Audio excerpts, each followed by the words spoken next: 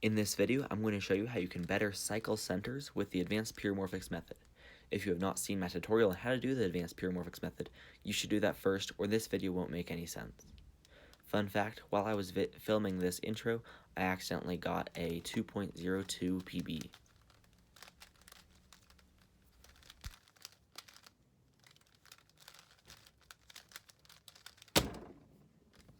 When solving the Pyramorphix with our advanced method, the last step, unless you get a skip, is almost always center permutation. If you just watched my basic tutorial, you're not doing it nearly as good as you could be doing it, and that's why I'm going to show you now. First, I'm going to start with these U-perms. Last time I showed you how to reduce it down to a 4 swap, and then you can just do your 4 swap. That's what we're doing here, but we're going to optimize it so that you don't have to actually look in between these. So we're just going to memorize both types of U-perms. There is a clockwise cycle, and there's a counterclockwise cycle. Because I see this front center goes to the right, this is a counterclockwise cycle. So we're going to start with how to deal with counterclockwise cycles. If it's going counterclockwise, you want to start by doing your down move like you did before. Remember, you're always holding self face on bottom, but you're going to move your right side down, and then bottom right up twice. Then, to start with both these U-perms, you're going to do a U prime once you have done this move. And then you're going to undo those moves. So what that will look like to start will be, you have your counterclockwise U-perm, and you do doom, doom, counterclockwise move, and undo those moves. Then without looking at the cube, you don't need to plan out your 4 swap here. You're just going to immediately move this piece, this bottom right up, and then do this one up twice. And then you'll do U up here. Make sure it's clockwise. Then you can undo those moves. So again, here's what your counterclockwise U-perm should look like.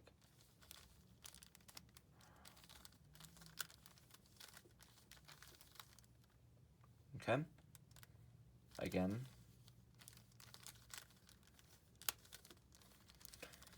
Because your home grip is here, it's pretty easy to finger trick.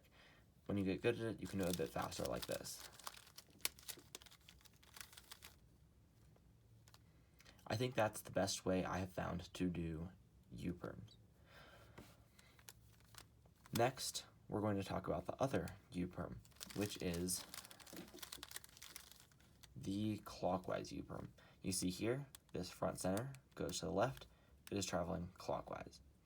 This is going to be basically the same as the other one. You're just going to start with the second move, where you bring this up and push up here. You'll just do a U prime here and undo it.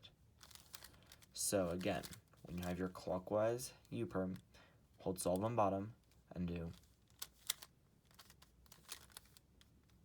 And then you'll finish it off with the first move of the other one, which is where you go down, up twice. You'll just make sure you do clockwise move, or a U. And then you'll bring it back down. So here's what your clockwise U-perm should look like.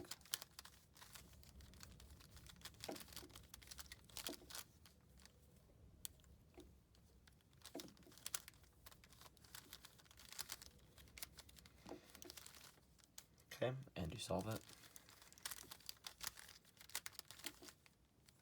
Okay, I hope that helps and you can do your U-perms better. Next, we're going to talk about 4 swaps. For 4 swaps, previously I taught you that there was only one case. You'd hold it so the front goes on bottom and make sure that this side belongs here. So you'd have a cycle like this. Now I'm going to show you 2 different ways you can orient it, because orienting it like this is often a pain. Now, to do the right 4 swap, you just have to make sure that your front face belongs on bottom. So here, that is true. You don't need to worry about these sides, except you do need to look at them to tell which case to do. Here I'm going to look at I'm going to see which side has the color that belongs here. If it's on right, you're going to do what we told you before. If it's left, you're going to do a different thing. So, mine is on right, because green belongs in front here. Because it's on the right, I'm going to do what I taught you last time, where you bring this up and push up twice, do U, and then bring it back down. again, that should look like if you have your 4 swap, front belongs on bottom, right belongs on front. We're going to do exactly what you've been doing. Bring it up like this, and undo your moves.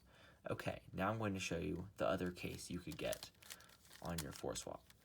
So looking at this 4 swap, if I put this so that it belongs on bottom, yellow's here, it goes on bottom, but this side does not belong here. Instead, it's my left side.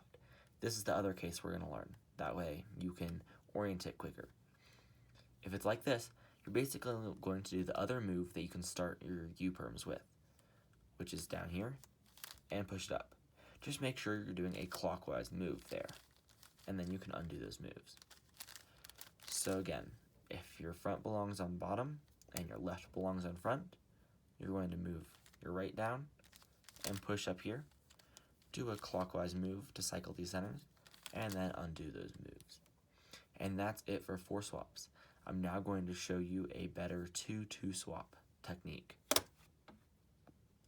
You may be thinking that you don't need to optimize your 2-2 swap, because when done right, it can be done in under a second.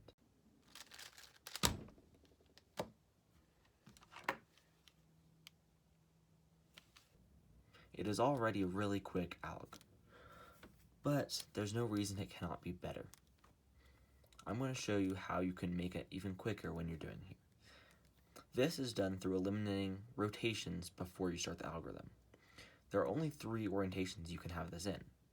The front side is either belongs in the right, the left, or the bottom. And we already know how to do it when it's in the right, like that.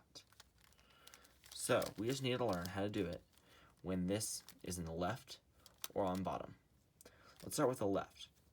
You're going to do similar to what you did with the first one, except your home, instead of starting here to do your cycle, you're going to start back here. What that looks like is a swap like double move, double move, double move, that cycle, and then regrip and do an F2 instead of a B2. So again, down, and then double move there. And that will swap these 2 and these 2. This can eliminate a rotation at the beginning, because doing that would be quicker than doing this and then doing your old alg. Another way that this could be held is with it on the bottom. So if this is your last case, you can also hold it from back here to start, except this time you're going to go around in the different direction, like that, and then again regrip and do F2. So again, what that looks like is you're starting back here, and you cycle it like this, regrip, and do your F2. And that will swap this and this. So I hope that showed you how you can do your 2-2 swap better and eliminate some rotations. This can help you get some better singles when you're solving. The only center permutation that's left is just our plain 2 swap, and I'm not going to do anything to optimize this because it can already be done so fast. It's not as good of an alg as the 2-2 swap, but it's almost a good case because you don't need to look at all, and it doesn't have any awkward finger tricks. Overall, it's a pretty good alg for the case. Remember, for all these cases, credit to David Reed for coming up with all the algorithms and the entire method itself. So be sure to check his channel out for more information on that. Thanks for watching.